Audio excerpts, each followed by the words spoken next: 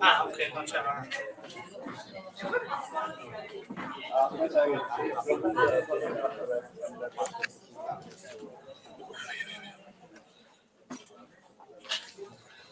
Sassa Prova è una delle canzoni più famose di tutta la discografia italiana. Quindi il microfono funziona, perfetto. Buon pomeriggio a tutti. Indietro. Così, va bene? Meglio? Buon pomeriggio a tutti. Oggi apriamo la sessione pomeridiana di questa quinta edizione di Strangius, il festival di letteratura autobiografica della nostra spettacolare comunità.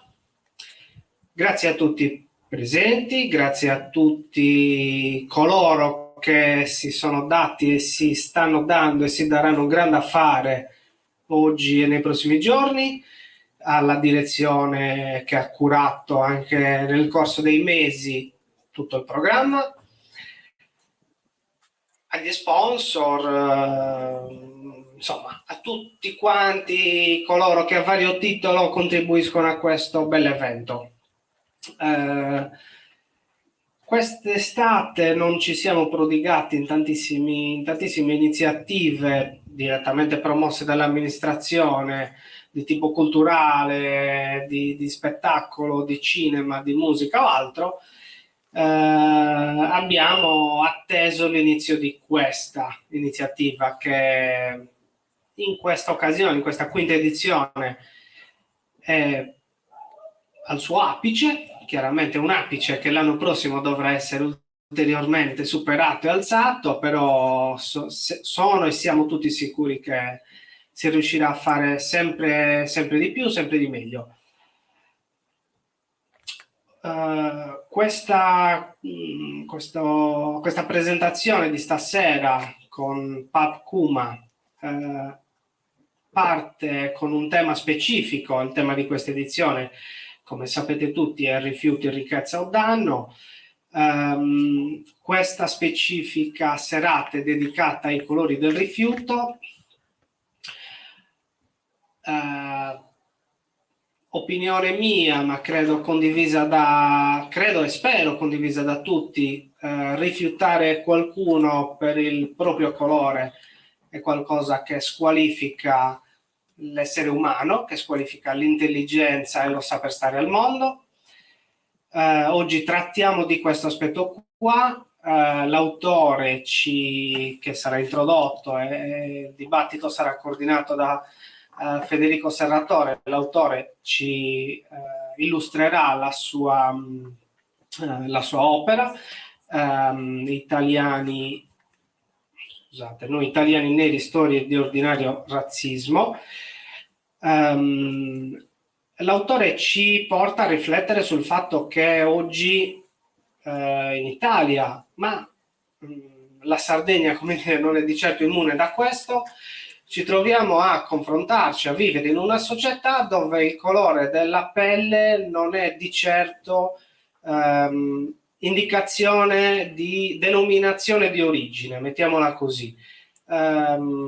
Ripenso a quanto ho letto anni fa su quella che era la capacità dei sardi di riconoscersi sulla base degli abiti tradizionali che indossavamo, no? Sul fatto che 60-70 anni fa, a seconda di chi vedevi, dicevi: questo è un allevatore di Fonni, questa è una massaia di Orosei, questo è un agricoltore di Serramanna. Lo vedevi dall'abito, no? Lo riconoscevi da quello. Poi è passato il tempo, abbiamo pensato di riconoscere le persone, di dargli un'etichetta sulla base non dell'abito che indossavano, ma della pelle che ci riveste, e oggi in realtà sbagliamo anche quello. Sbagliamo e ci dobbiamo rendere conto che in questo cercare di codificare, di incanalare questo aspetto estetico, commettiamo dei grandissimi errori e spesso questo nasconde il fatto che cerchiamo di avere delle sicurezze quando in realtà dobbiamo cercare di avere più apertura e anche, come dire, più novità, più suggestioni, più voglia di scoprire. Ne parlavamo poco fa, se volessimo inquadrare una persona che di cui tutti noi oggi penso siamo orgogliosi e che potrebbe essere inquadrato in quelle storie che l'autore racchiude nel suo libro, è Mahmood, che ha vinto Sanremo, che è mulatto, che è di origini sarde, che è uno di quegli italiani a cui se non avesse avuto il successo che ha, o fino a quando non ha avuto il successo che ha avuto, tutti gli si rivolgevano chiedendogli: ma tu da dove vieni? No?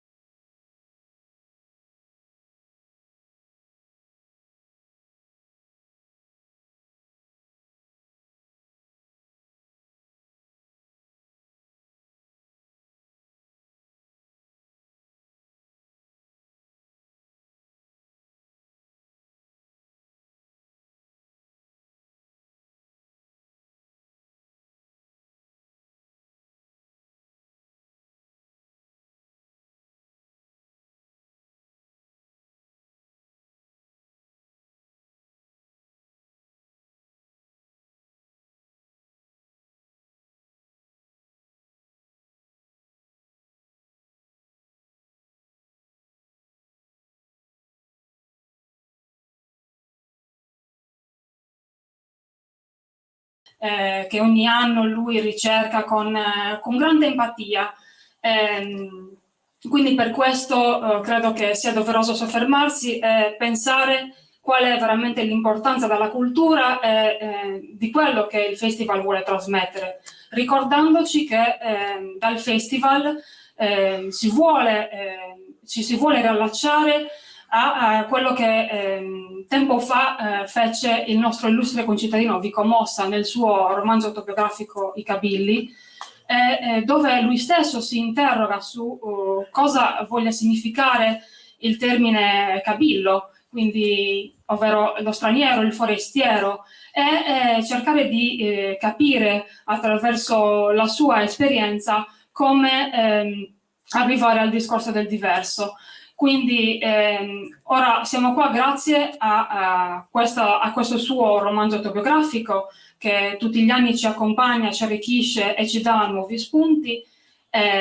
Quindi penso che sia arrivato il momento ancora una volta di rendere grazie soprattutto alla sua autobiografia e non voglio rubarvi molto tempo e ne approfitto semplicemente per ricordarvi che da quest'anno sono state reintrodotte delle iniziative che purtroppo nel corso delle precedenti edizioni non sono state possibili, come l'intervento e i dialoghi dei nostri ospiti anche nelle scuole di ogni ordine e grado, come per esempio le attività di laboratorio che già a partire dalla mattina di ieri hanno visto coinvolte le realtà delle scuole dell'infanzia, ma ancora oggi le scuole secondarie, fino ad arrivare a coinvolgere anche quelle che sono le realtà del CPA2 che fanno comunque parte della realtà serramannese, appunto.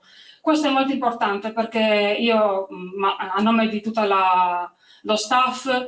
Ci tengo a precisare che questo festival, mosso chiaramente grazie al patrocinio del Comune di Serramanna, ma anche dell'Associazione Nazionale della Città della Terra Cruda, è possibile promuovere coltivare con grande sinergia questo festival grazie all'aiuto di tutte quelle realtà associazionistiche che convivono insieme a noi durante queste 5 giornate, ma non solo.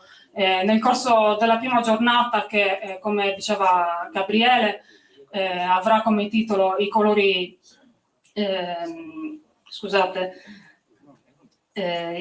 i colori del rifiuto, volevamo dunque esporvi che oltre alla presenza dei due autori che tra pochissimo avrete modo di sentire, verremo accompagnati dall'Associazione di Promozione Sociale Kairos, guidati dal direttore Emanuele Piras, e dalla nostra artista che possiamo notare alla vostra destra, Louise René, che si addentra in una delle sue pitture. Niente, ora io lascio semplicemente la voce al direttore Emanuele con il suo coro e vi ringrazio. Buona serata e buon proseguimento.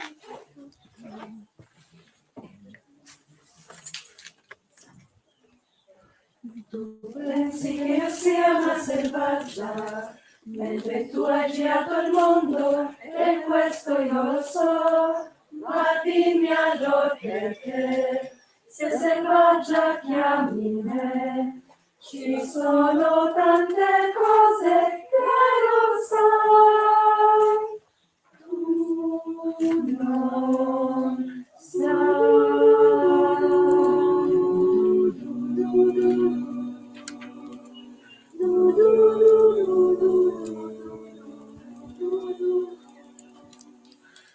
Credi che ogni cosa ti appartenga, per ogni paese dove vai, ma sappi invece che ogni cosa al mondo come te ha uno spirito fedele. Tu credi che sia giusto in questo mondo pensare e comportarsi come te, ma solo se difenderai la vita scoprirai le tante cose che non sai. Hai sentito il lupo che urla la luna blu? Che sai tu della lince che ne sai?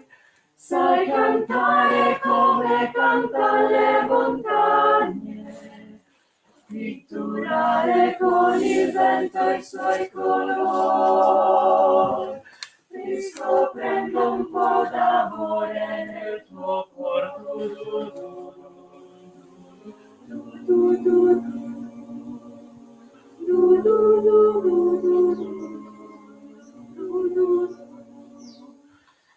Corri insieme a me nella foresta, fai entrare un po' di sole dentro te, vedrai che non c'è bene più prezioso, e così così la ricchezza scoprirai. Il fiume e l'ambizione sono miei fratelli, e gli animali sono amici miei. Insieme nel segreto della vita, in un cerchio che per sempre esisterà. Di solita cose, se la fermerai, neanche tu saprai. E non sentirai quel lupo il suo pregare mai, almeno fino a che non lo vorrai. Non distingue dal colore della pelle, e una vita in ogni cosa scoprirai, e la terra sembrerà solo terra finché tu con il vento non dipingerai.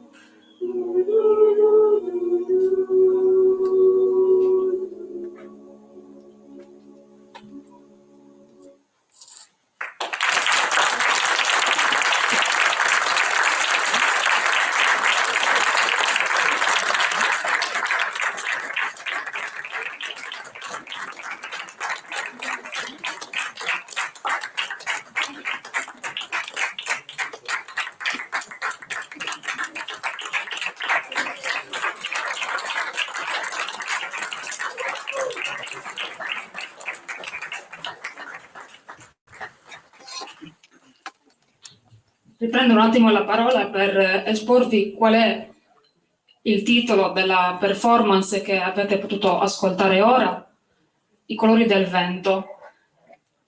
Tra non molto vi condurrò alle parole di Papuma, coordinato da Federico Serratore, un nostro ormai membro dell'equipaggio Strangius dall'anno scorso, è riconfermatissimo, al quale cederò a breve la parola. Però prima di questo volevo ricordare a tutti voi che contestualmente allo svolgimento dei dialoghi potrete recarvi anche nelle mostre, volendo, che potrete visitare dalle 17 alle 20 e seguire in diretta dalle sedi espositive i dialoghi. Questo potete farlo sia chiaramente seguendoci dalle mostre, ma anche nel caso siate impossibilitati seguendoci in diretta streaming attraverso i canali social Facebook, Instagram e YouTube, grazie al prezioso supporto che ogni anno ci donano Luca, Davide, Alex e la nostra addetta alla comunicazione Deborah. Quindi credo che anche a loro vada un grande grazie.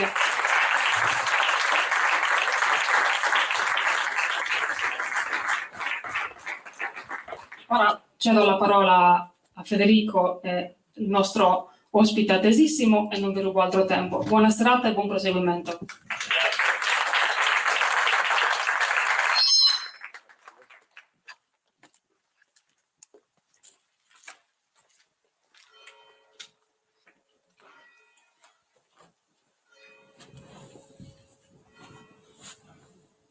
Mi sentite? Sì?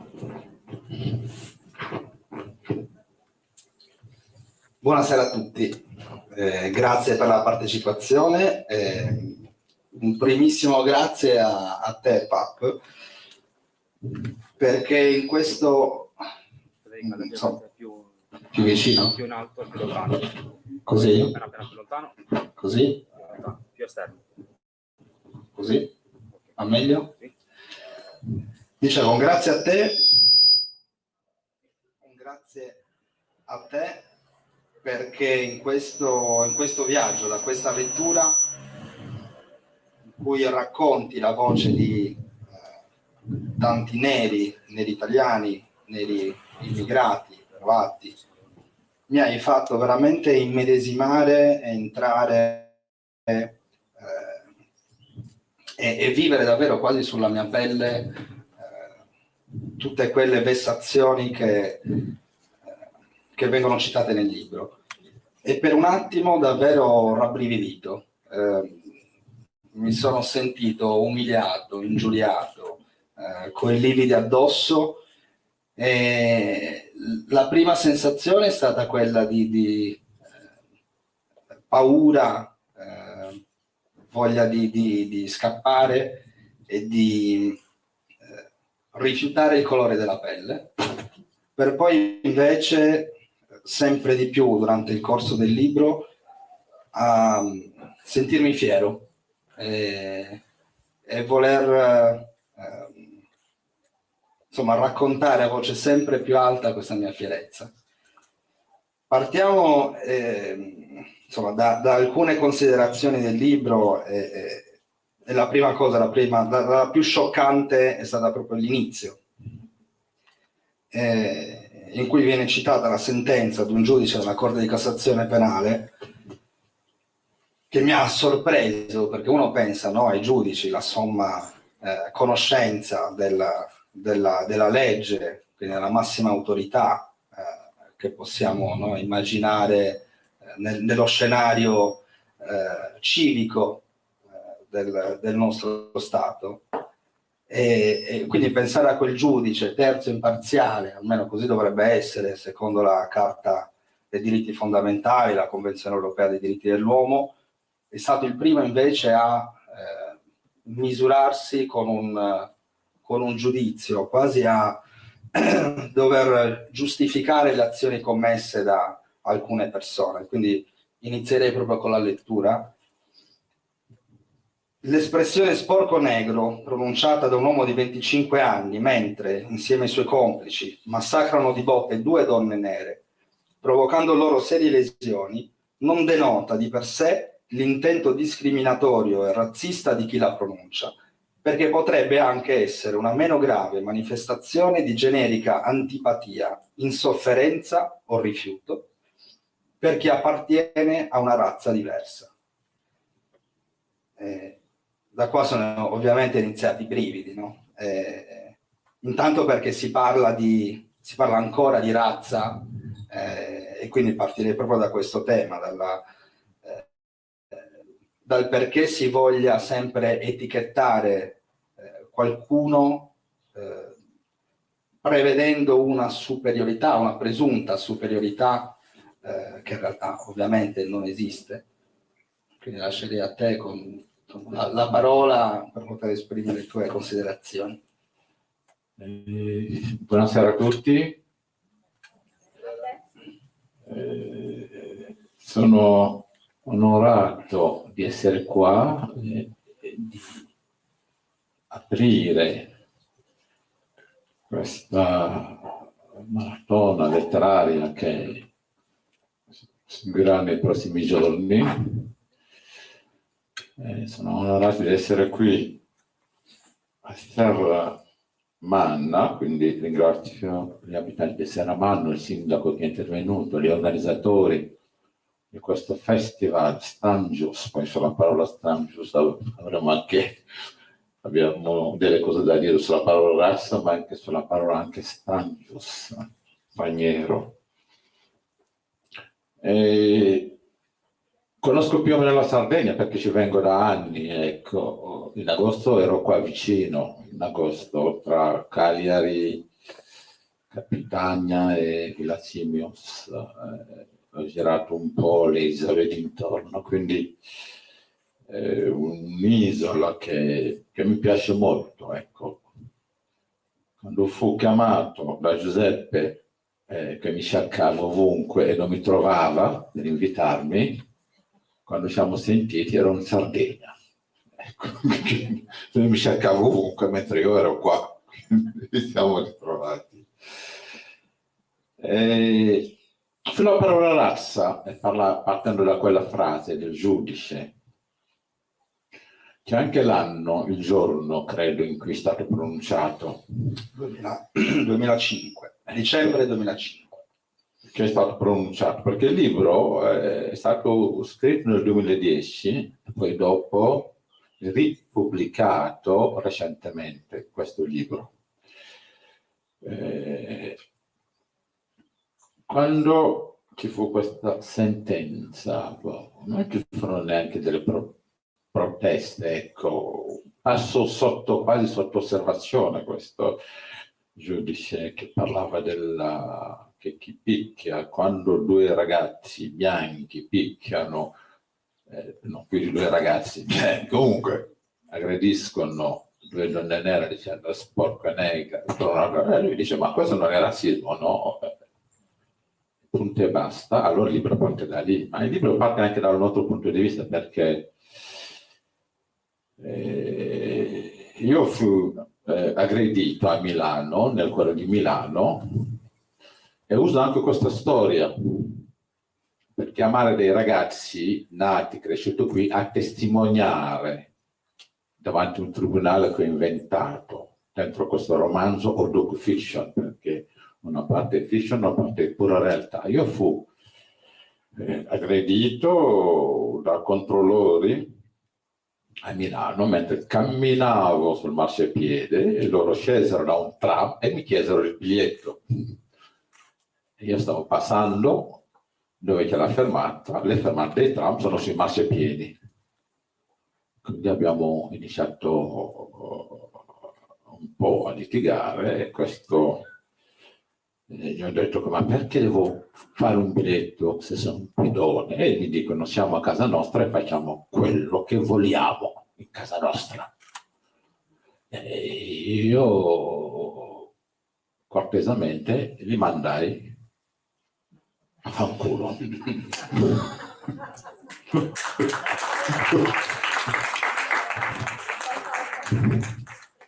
E quindi fui aggredito e finì in ospedale, poi 10 anni di tribunali, 10 anni di tribunali, poi alla fine il libro è uscito, non era ancora finito, però come è finito questa storia? Io fu condannato per aver offeso dei pubblici ufficiali. Ecco, quindi c'è questo storia dentro il libro. Tornando alla parola razza, le razze umane non esistono. È stato dimostrato scientificamente anche da scienziati italiani emigrati in America. Il nome nel libro, forse il professore Cavalli ha due nomi e il figlio, che sul discorso del DNA hanno scoperto che le razze umane non esistono, scientificamente non esistono, ecco, le razze umane. Quindi io nel libro dice, ma c'è questo giudice che confonde razza e colore. Ecco, sono cose diverse. Qui si è confuso negli anni 30 razza e religione. È stato confuso e sappiamo che fine hanno fatto gli ebrei che erano definiti un'altra razza. Quindi c'è la razza umana, punto e basta. L'unica razza è quella umana. Però uno può dire, ma allora se le razze non esistono, allora non esiste il razzismo, allora. Perché le razze non esistono, come la mettiamo? Ecco quel discorso di dire, allora perché parliamo di razzismo? Ahimè, abbiamo talmente abusato di questo termine che poi dopo sono nati altre definizioni che partono da lì del razzismo, di quello che noi chiamiamo il razzismo, no? Quando una persona banalmente viene discriminata, non ho detto un nero, ho detto una persona, un essere umano viene discriminato per le origini, per la lingua che parla, per il colore della pelle, a questo punto dobbiamo usare questo termine per farci capire. Ecco, sul discorso ecco, della razza, che è un discorso molto pericoloso. E io nel libro, mi fermo qua perché io quando inizio a parlare vado avanti, perché il mio cognome Kuma significa parola, quindi se mi dico la parola poi torniamo. Ecco. Grazie ovviamente per l'intervento.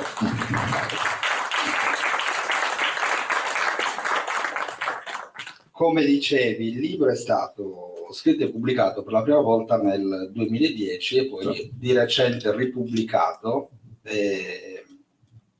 senza però apportare alcuna modifica.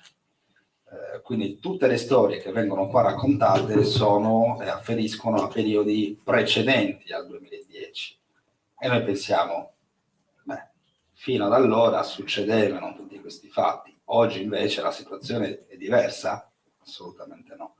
Abbiamo dei casi che forse sono diventati ancora più emblematici, pensiamo al caso di George Floyd negli Stati Uniti, di recente il venditore ambulante, adesso non mi ricordo in che regione, se nelle Marche o dove, è stato brutalmente ucciso a mani nude da un altro signore. Willy, il giovanissimo Willy. Quindi in realtà ci rendiamo conto che l'odio verso il diverso in realtà non è finito, anzi si fa forse sempre più presente, e anche, devo dire, in questo purtroppo, anche insomma, a seguito delle recentissime elezioni, non possiamo certo rimanere e non spendere alcune parole in merito. La nostra futura presidente, probabilmente Meloni, molto vicina alle dichiarazioni di Orban ungherese, ha parlato spesso durante la sua campagna elettorale o comunque anche in passato di sostituzione etnica, quindi del timore di una sostituzione etnica, come se fossimo come se stessimo correndo un pericolo che la nostra, come viene magari definita la loro razza presuntamente superiore, stia per terminare in ragione di questa invasione di stranieri di tutti i colori, no? E questo credo che sia veramente molto preoccupante anche poi per tutta la situazione che cittadini, o meglio non cittadini ancora a tutti gli effetti, italiani, neri, cinesi e di qualsiasi altra nazione non riescono ancora ad ottenere per via della mancanza di normative che riescano a cristallizzare questa loro appartenenza alla cittadinanza italiana. Si combatte ancora per lo Ius Soli, si discute sullo Ius Scholae. Quindi non so quale sia in questo senso il tuo pensiero e come avverta tu questo avvento ulteriore di odio anche da parte della politica, non solo italiana ma europea. Ma la politica purtroppo, perché non bisogna sempre generalizzare, ma di solito nel mondo della politica c'è chi vive di propaganda, ecco, nel mondo della politica che chi vive. Questo non è soltanto il problema italiano, oppure ungherese purtroppo, o un problema dell'Europa. Io lo dico anche nel libro, anche in Africa tra neri, no? Delle persone nere, dove non parlano più di razza, ma troviamo comunque il modo, no? Se vogliamo discriminare, lo troviamo, se vogliamo discriminare, lo troviamo in quel modo. Se non il colore della pelle è l'appartenenza cosiddetta etnica, andiamo a cercarlo lì, se non è lì, andiamo a cercarlo sulla differenza di genere. Quindi purtroppo noi esseri umani, e soprattutto noi maschi,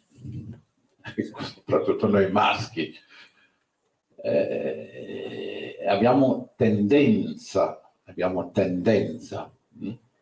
comunque a cercare di sopraffare. Racconto nel libro una cosa che non piace, per esempio, ai senegalesi. Per esempio, io arrivo da un paese, sono nato in un paese dove i confini sono stati tracciati così a tavolino durante la conferenza di Berlino nel 1884-85 dalle potenze europee dell'epoca, inglese, francesi, gli italiani erano presenti, i tedeschi ma furono fregati, per semplificare, no? Soprattutto dei francesi e degli inglesi. Quindi così, questa è la carta dell'Africa, io prendo questo, tu prendi questo. Quindi hanno divisi i popoli, hanno divisi villaggi. E che cosa è successo? Attualmente, che il Senegal, che è un paese stabile politicamente, è uno dei paesi più stabili dell'Africa. Quindi il Senegal attira tantissimi immigrati dai paesi vicini. Il problema di alcuni senegalesi sono gli immigrati che arrivano da un paese vicino alla Guinea, la Guinea Conakry. Soprattutto un'etnia particolare, dico anche il nome, si chiamano Peul. Quell'etnia non è amata, perché? Perché dicono, no, perché fanno i lavori che nessuno vuole fare, il solito discorso, che nessuno vuole fare, vivono in tantissimi, risparmiano, quindi diventano antipatici. Però la cosa assurda è che metà della popolazione senegalese appartiene alle stesse etnie che ritroviamo in Guinea. Però dobbiamo, come facciamo a discriminare la stessa etnia se anche il presidente del Senegal, del Gambia, fa parte di queste etnie? È semplice, li chiamiamo i Peul della Guinea. Una volta che abbiamo detto che sono i Peul della Guinea, allora a questo punto troviamo il modo, per discriminare. E qui l'abbiamo visto anche queste cose, anche prima dell'arrivo dei senegalesi, dei marocchini, almeno in Lombardia, era discriminato chi arrivava del sud. Chi arrivava del sud dell'Europa, parlo dell'Italia, che arrivava dal meridione e veniva discriminato. Io mi ricordo nell'84 abitavo in un paese tra Milano e Bergamo, un paesino nell'84, la gente gli amici che avevamo italiani ci dicevano non entrate in questo bar, poi all'epoca eravamo in pochi, quindi c'era la curiosità, un sacco di cose, eravamo in pochissimi. Gli amici che avevamo ci dicevano questo bar voi non dovete entrare, perché? Perché sono terroni. Ma noi non capivamo neanche la differenza tra un terrone e un non terrone, non lo potevamo neanche capire. Quindi quando vogliamo discriminare, purtroppo, no? Noi troviamo mille scuse per farlo, queste discriminazioni. Non è per giustificare, dico queste cose. Ritornando anche, questi sono dei temi che affronto nel libro, no? Anche sul discorso delle razze, del colore della pelle, no? Io cito un esempio: quando la squadra di Verona, che vuole prendere un calciatore a Verona negli anni 80, olandese, nero, che si chiamava Aaron Winter, era nero, si chiamava Aaron Winter. I tifosi bruciarono un manichino nero sugli spalti per dire ai dirigenti che noi non vogliamo un calciatore nero ebreo perché si chiama Aaron. Non era neanche ebreo, però si chiama Aaron, allora un nero ebreo non lo vogliamo. A Verona. Il santo protettore di Verona è un negro. San Zeno è negro, scusatemi se uso questo termine, ma come tu puoi venerare un santo con la pelle nera? Perché quando muori tu preghi questo santo per andare in paradiso, ma bruci un manichino perché dice non voglio calciatore nero. Ecco, questa è assurdità quando è tirato fuori queste cose, no? E io vado a Verona e lo dico, e la gente non è contenta quando dico queste cose, ma no? Quindi non andiamo neanche, se ci va alla cattedrale lì al basilico di Verona, che il santo è così, è nero, come lo San Maurizio. San Maurizio nelle chiese tedesche era nera ancora prima del nazismo. Quando è stato c'è stato il nazismo, è stato sbiancato. Certo, qua ci parlava di razza ariana, razza pura, che è il santo della maggior parte dei tedeschi, San Maurizio, che è un nubiano, no? Che era come si diceva le cose romane, un soldato romano che si è convertito, San Maurizio. Ne possiamo citare, ecco, di santi, ecco, era questo che dice che, no? Sì, San Maurizio, San Agostino, un berbero, per non dire barbaro, no, per dire. Quindi, io uso un termine, dici sì, ma l'Italia non è che è diventato un paese meticcio con l'arrivo dei senegalesi che si vedono perché sono neri, l'Italia è diventato meticcio da non so quanto tempo, qui c'è dove parlano catalano, non so, perché alghero, e se si va nel sud, in Basilicata, ti parlano Arbrecht, e ti dicono guarda questa montagna, questi sono saraceni, no? Ti dicono in questa montagna sono abitati da saraceni, cioè dagli arabi, ancora oggi che si chiamano Maurizio qualcosa, ma comunque sono discendenti dagli arabi. Ma questa è l'Italia, ed è questo che ha fatto la bellezza dell'Italia. È questo meticciato che ha fatto la bellezza dell'Italia. Io parlo del libro anche di queste cose, no? Noi usiamo il termine bastardo in maniera pejorativa, no? Quando persone oppure le cosiddette razze sono mescolati. No, è semplicemente un meticciato. È questo che ha fatto la bellezza di questo paese, l'Italia. Quindi possiamo sostenere che la diversità sia sempre una risorsa, che è un po' il tema di oggi, no? Rifiuti, ricchezza o danno. A proposito di Strangius, di straniero, di questo danno, io ho tratto fuori, no, quel discorso attuale del Senegal, dove comunque per un discorso di guerra dei poveri esiste, ma non solo lì. La cosa paradossale, nella mia lingua materna non esiste la parola straniero, non esiste nella mia lingua materna. La parola straniero non esiste, no? Io l'ho scoperto quando facevo leggere delle cose che scrivevo a un attore molto bravo senegalese, cultore della lingua, che si chiama Ahmed Ba, che gira l'Italia. Faccio leggere qualcosa e mi dice perché hai messo la parola straniero riferendoti lì? E gli ho detto sì, sto parlando di stranieri, quando parlavo dei guineani. E lui mi fa, ma non traduci in Wolof la parola straniero? E io dico étranger, mi dici no. Io ti chiedo di tradurmela in Wolof. E io insisto su étranger, mi dici sì, étranger è francese. Noi quando vogliamo dire stranieri dobbiamo andarlo a prendere dai francesi che ci hanno colonizzato per dire étranger. Non l'abbiamo la parola, noi abbiamo l'ospite, il gan, l'ospite. Noi oppure il viandante.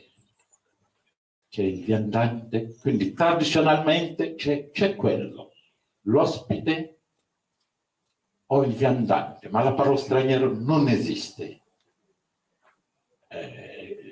I primi che hanno iniziato a parlare quella lingua hanno fatto bene, ecco, a ignorare, ecco, questa parola. Perché il lessico è molto importante, il lessico è molto importante sul discorso della convivenza. Parlo anche del lessico anche che viene usato. Va bene, aspetta, sto zitto. No, va benissimo. Io sono contento. No, è vero, è bellissima questa circostanza del fatto che non esista la parola straniero, quindi dà sin da subito un senso di accoglienza di tutto ciò che viene da fuori, che noi sicuramente non avvertiamo. Noi dobbiamo, come diceva anche prima il sindaco che ha introdotto, abbiamo sempre la necessità di dover catalogare, etichettare, attribuire una connotazione a tutte le persone che ci stanno intorno. E questo credo che sia una condizione becera della nostra società. E soprattutto mi ricollego, si parla tantissimo spesso anche con aneddoti divertenti. Si parla tantissimo di calcio, quindi vengono citati tantissimi sportivi e quindi sembra quasi che noi italiani, ma credo non solo noi italiani, ma anche spesso all'estero in misura magari ridotta a seconda delle diverse nazioni, andiamo a etichettare lo straniero anche in base a quello che è il suo status. Il calciatore ricco, famoso, bello, bravissimo, non è un nero, è un nero giusto, cioè uno del quale non bisogna essere, nei confronti del quale non bisogna essere razzisti, ma anzi, grazie a lui vinciamo le Coppe dei Campioni, vinciamo gli scudetti. Quindi lui sì, tutti gli altri no, sono diversi, tu sei diverso rispetto a loro. Si parla di grandissimi calciatori degli anni '80, dai vari Gullit e Rijkaard del famoso Milan, no? A quelli più attuali, si parla tantissimo di Balotelli, che è un po' il personaggio centrale del libro. Non so se poi hai avuto modo di incontrarlo e di conoscerlo. È vero che è un po' arrogante Balotelli, come calciatore. Poi tu sei milanista, quindi io sono interista, quindi non andiamo d'accordo. Però anche mio figlio purtroppo è interista. Bravo purtroppo. Però sì, sembra quasi che bisogna ricondurre, o meglio, le persone variano la propria opinione sulle proprie convinzioni sociali in base anche a quello che è lo status delle persone. Cosa ne pensi? Il libro doveva essere su Balotelli. Perché doveva essere su Balotelli? Perché all'epoca ci fu uno striscione, ci doveva essere la Coppa d'Africa, Coppa del Mondo in Africa, in Sudafrica. Balotelli stava nel pieno della sua potenza calcistica. A Torino, allo stadio, ci fu uno striscione dove c'era scritto che Balotelli non poteva andare in nazionale perché un negro non può essere italiano. C'era lo striscione. Allora io ho voluto partire da Balotelli, ho cercato di contattarlo, però la sorella che si occupava, anche la casa editrice all'epoca Baldini e Castoldi, ha contattato la sorella che non ha risposto, quindi io ho dovuto cambiare, perché devo farlo proprio sul discorso della cittadinanza dei ragazzi nati qua, partono da Balotelli. Nel fatto hai detto una cosa importante: Balotelli è arrogante, perché tanti sono basati su quello, per dire che sì, perché lui è un provocatore, lui è quello, lui è così fatto, lui è un difetto. E io mi sono fatto la domanda, ma perché un italiano non deve essere arrogante? Se è nero arrogante, allora non merita di essere italiano. È questo che stavo dicendo.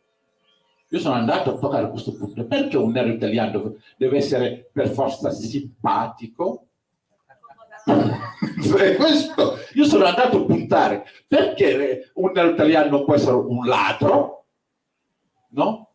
Se troviamo i ladri anche al Parlamento, no? Che non hanno bisogno, che sono strapagati. No? Il fatto dove io sono andato a puntare era anche quello, no? Si può essere italiani simpatici come si può essere italiani stronzi, punto, basta. E perché lo può essere un bianco e non lo può essere un nero, o per un cinese o per un musulmano? È questo che sto dicendo anche nel libro. L'essere scelto in italiano esula da tutte queste cose. Ci può essere italiani e mafiosi?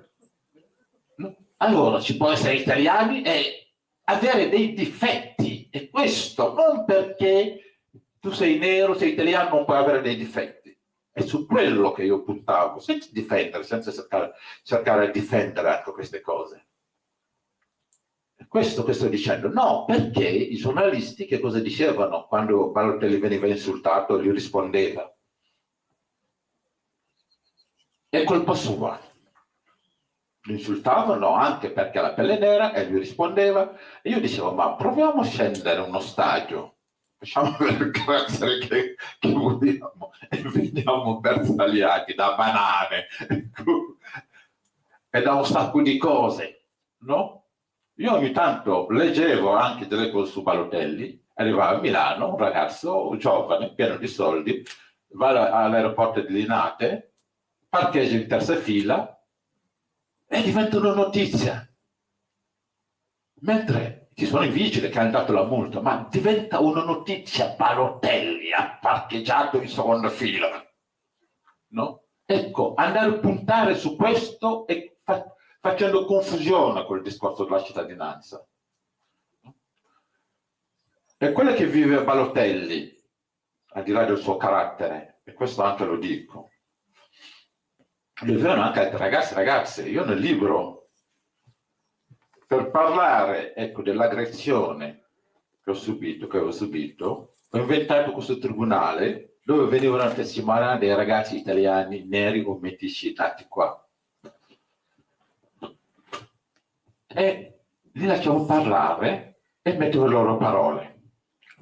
Uno di questi ragazzi, all'epoca aveva 29 anni, è stato adottato in Africa quando aveva forse 29 giorni. E lui il suo problema, dicevo col ragazzo, è che è di una famiglia borghese, quindi il padre ha una bella macchina e dice, ma io quando prendo la macchina e la guida, quando mi fermano, mi chiedono dove l'hai rubato questa macchina. Se tiro fuori la mia patente, c'è scritto Matteo, nome italiano, Fraschini, mi dicono, ma come fai a chiamarti Matteo Fraschini se sei nero? Il ragazzo mi diceva, ma io me ne andrò via. Alla fine se n'è andato via dall'Italia. A novembre l'ho incontrato a Dakar. Lui dice, no, io sono in Africa, dove nessuno mi chiede queste cose. Andate a vivere in Africa. Un altro dice anche sull'origine, il discorso che si faceva il sindaco. Il problema non è la domanda da dove vieni, no, non è questo il problema, perché noi tutti siamo curiosi. La curiosità, quando vediamo una persona, abbiamo bisogno anche di conoscere, di chiedere. No, non è la domanda, tu da dove vieni, non è questa la... Tutti possono farlo, ma anche io lo faccio. E quando io mi devo fermare quando faccio delle domande, quando io chiedo a un ragazzo da dove vieni, mi dice Cagliari, perché vuole dirmi quello. Ma da dove sei origine? Cagliari. E c'è un ragazzo che nel libro che dice queste cose, gli chiedono ma da dove arrivi? E lui dice Monza. No, proprio tu, le tue origini, Monza. E gli chiedono ma tua madre di dov'è? E mia madre è Piazzola. Che ragazzo mi dice? Mia madre è Piazzola. E gli dice tuo padre? Mio padre è senegalese. Ah, allora non sei italiano. Tu sei senegalese, ma lascialo scegliere. Bisogna sapersi fermare. Non dico non fare la domanda, ma sapersi fermare a un certo punto. E soprattutto, se noi non ci conosciamo, siamo incontrati al bar, prendiamo un caffè, hai la curiosità di chiedere da dove arrivi, e io ti dico, io arrivo. E quel ragazzo, quando mi raccontava questo, non aveva neanche mai messo piede in Africa. Non conosceva neanche, no? Il problema, ripeto, è quello di insistere, non quello di chiedere della curiosità, no? Oppure quello di negare. Quando un ragazzo dice io ho una figlia adottiva, lei, nata e cresciuta a Milano, ma quando gli chiedono il suo primo viaggio all'estero è stato la Sardegna, scusatemi, era una battuta. Era una battuta!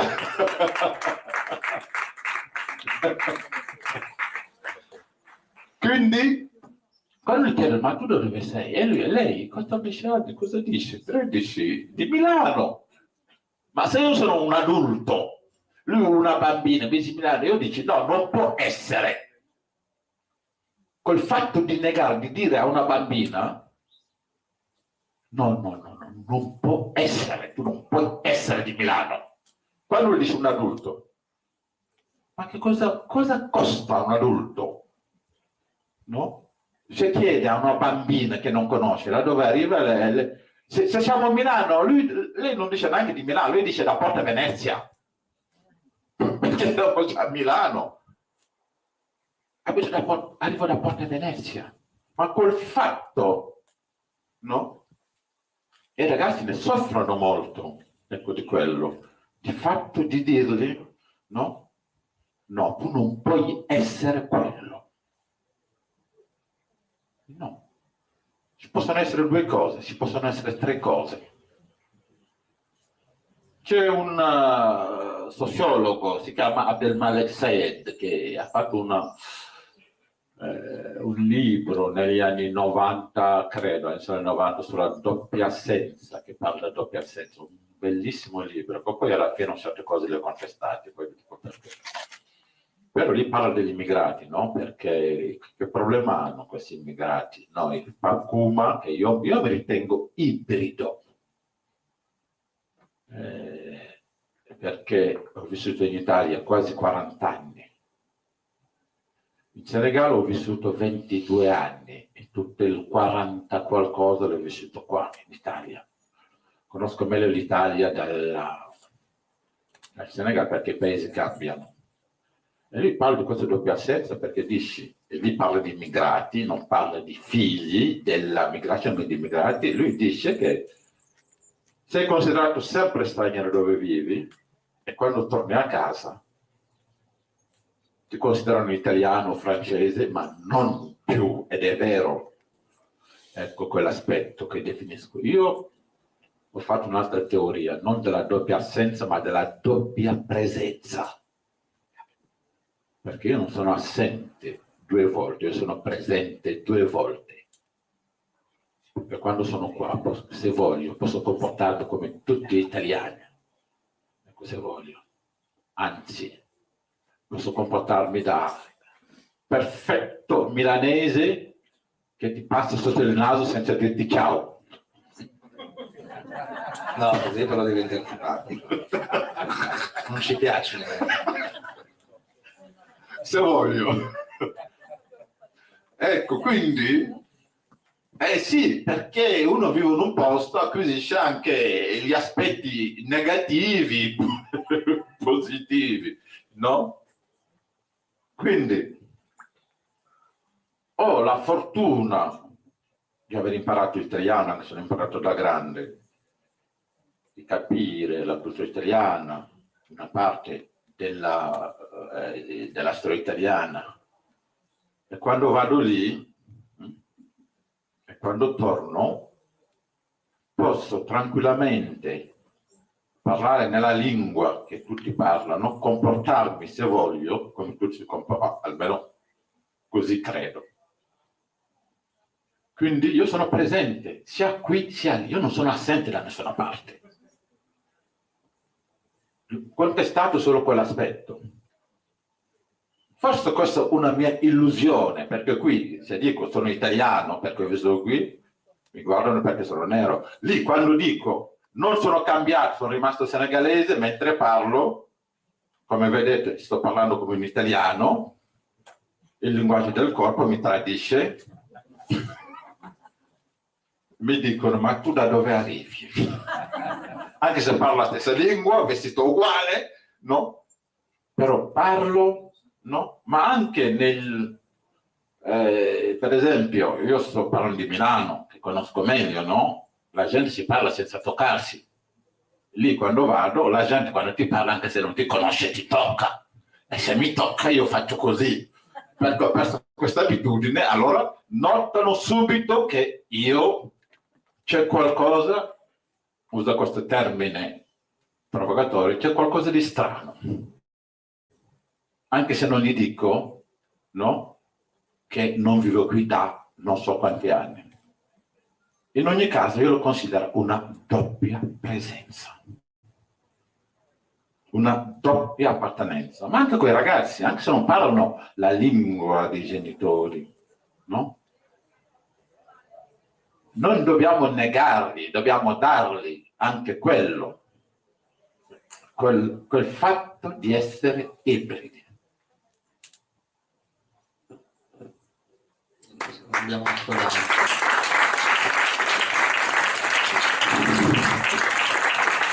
Quindi il libro affronta questi temi, questi aspetti, e si conclude anche in un aspetto. Quando io parlo anche di razzismo, io dico, ma l'Italia è il paese in cui che manda all'estero pure dei volontari, no? Delle persone che vanno in Uganda, per dire, no? Nel Sudan del Sud, nei paesi, nei posti più disgraziati del mondo, a sacrificare la propria vita, ecco, per altri popoli, per gente di un'altra religione, no? È un popolo, da quello che ho visto, scusatemi la generalizzazione, no? Ma se andiamo a vedere, non dicono non soltanto il dottore, come si chiama, quello di Emergency, no, per dire sul piano laico, sì, Genostrada, ma anche sul piano religioso, al di là del portare la religione e altro, no? Ma si trovano italiani, no? In giro per il mondo, in Asia, no? Nei posti più disgraziati delle persone, no? Pronti a sacrificare la propria vita senza essere costretti. E questo si trova in Italia. Quindi io quando parlo di razzismo ritorno al discorso di Martin Luther King, quando anche in America Martin Luther King che diceva che non mi spaventa, più o meno dice così, l'urlo dei cattivi, diceva, ma io temo il silenzio dei buoni. E in Italia i buoni sono la maggioranza, silenti.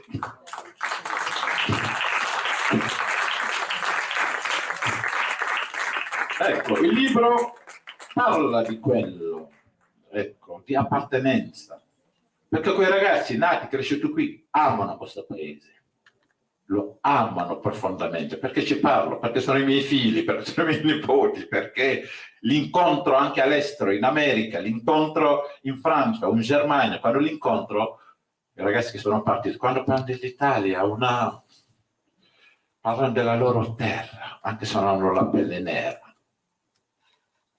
Amano questo paese. E quest'amore, e questa è la conclusione, cos'è l'italianità, per quanto si ama anche questo paese, fa parte dell'essere italiano. Sì, ma quello che dice è un po' questo, come si misura il senso di appartenenza a uno Stato, a una nazione, e poi arrivi a queste conclusioni. Quindi, ma benissimo anche intanto, vabbè, tutta la storia, l'ultima parte del libro, come in tutti i libri, c'è sempre una storia d'amore, ci vuole un po' di... no? C'è una storia d'amore. Sì, no? sì. È molto vissuta. Sì, c'è una storia molto forte di storia d'amore di questo italiano ebreo, però questo è un po' finzione, perché ho preso dei vicini di casa, perché ho dei vicini di casa che è una coppia, lui italiano, lei senegalese, allora ho fatto diventare lui ebreo. Ecco il mio romanzo, lo faccio vedere ebreo. E racconto questa storia di Paolo Gioppa, che è il figlio, no? Ecco, di questa coppia che viene a vivere in Italia, che voleva fare il calciatore, poi non riesce a fare il calciatore.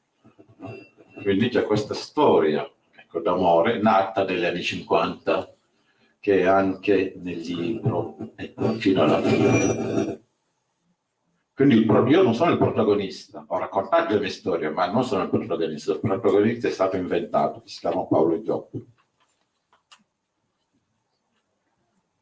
Credo che purtroppo abbiamo finito il nostro tempo a disposizione.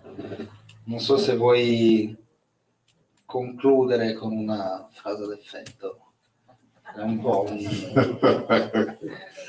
Ma non lo so se qualcuno vuole, non so se c'è sì, tempo magari di... qualcuno che vuole fare qualche domanda all'autore, ovviamente. Non...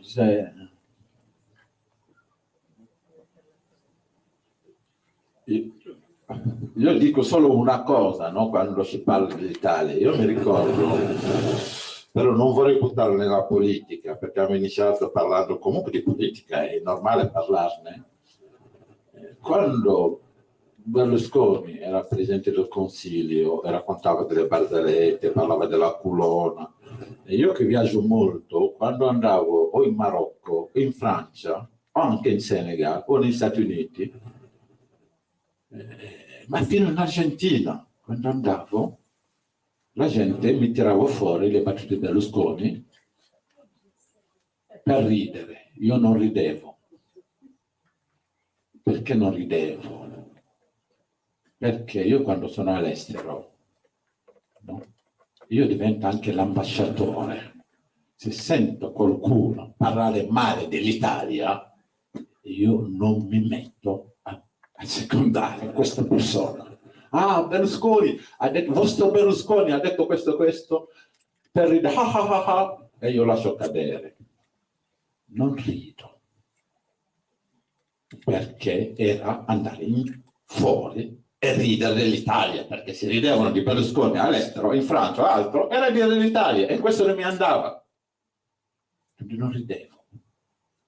Quindi io posso essere qua a parlare quando siamo tra di noi, a criticare, a dire, a costruire. Quando sono fuori, no? Non sono cavoli loro. Ecco. Io così.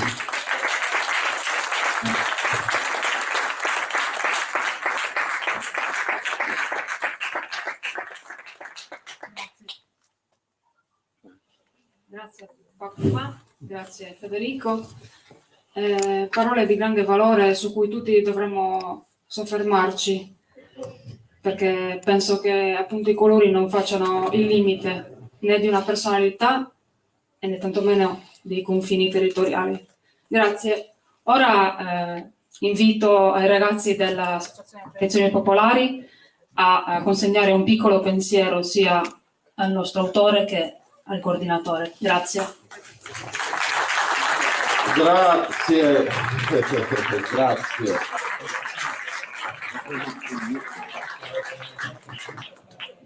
Diciamo che abbiamo la pittrice lì che si sta dando da fare, io farei un applauso anche a lei, anche se non ha finito.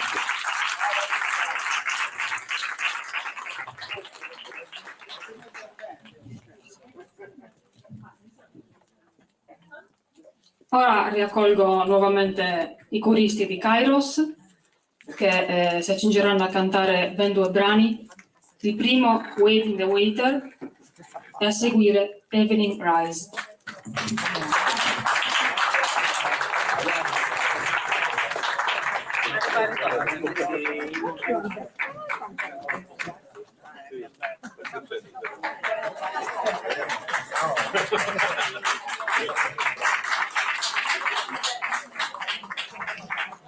Bravissimo, ragazzi.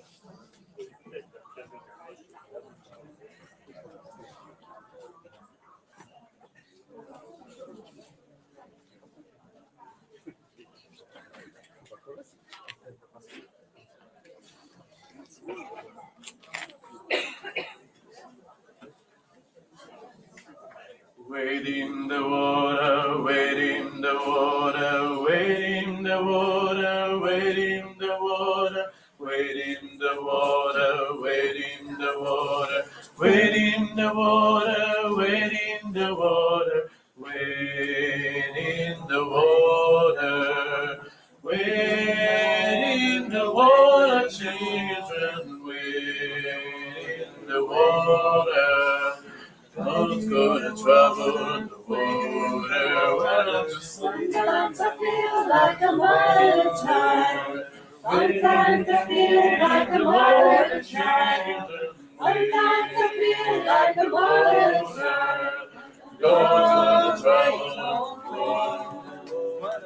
Sometimes I feel like a mother child. Sometimes I feel like a mother child. Sometimes I feel like a mother's child, a long way home. Sometimes I feel like a mother's child. When I die, I feel like a mother's child. Sometimes I feel like a mother's child. When I die, I die easy when I die. Salvation is like a mother's child. Sometimes I feel like a mother's child. Why don't you wait?